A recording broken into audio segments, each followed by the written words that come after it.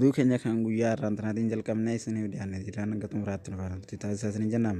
TPLF aangoo irratti wal qabuun dhaga'ame.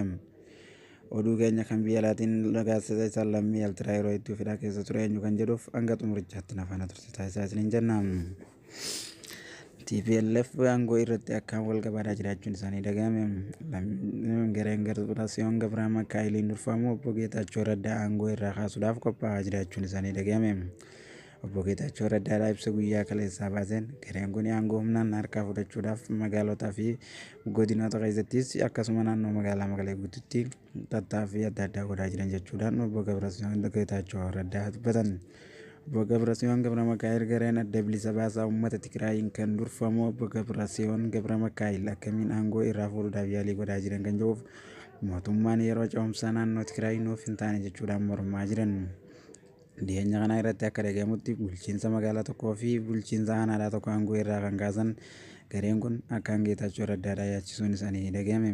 Geetaachoo Raddaadhaa waliidhaafis aangoo sinqootuuf kan jechaadhaa ture yeroo ammaan duraatiif walii galteedhaaf kan qophaa'anii turan abbootii amantaa isaaniitiin walitti dhufanii kan wal dubbachaadhaa turan dhiyeenya kanaaf immoo walitti deebi'anii jiran. Bakka isaan walitti dhufanii ijaan wal harkanitti gaafa saniitiif immoo osoo wal dhabdiin isaanii xumuramin ture.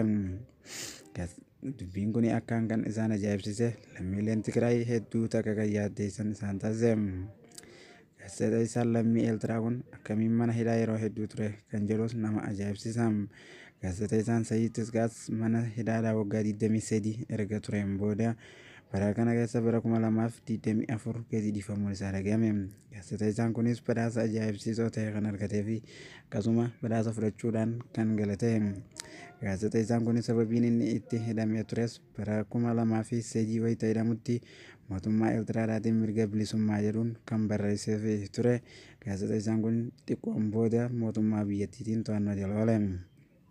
Bara 2016 mootummaa Eertiraa wayita waa'ee fayyaa isaatii fi jireenya isaa irraa qoratan kan himee hin turin. Gaazexeessaan kun immoo dhiyeenya kana wayita mana hidhaa keessaa gadi ba'u biyyoota idil addunyaa keessatti kan ajaa'ibsiisoo ta'e. Oduun warraaf qabanne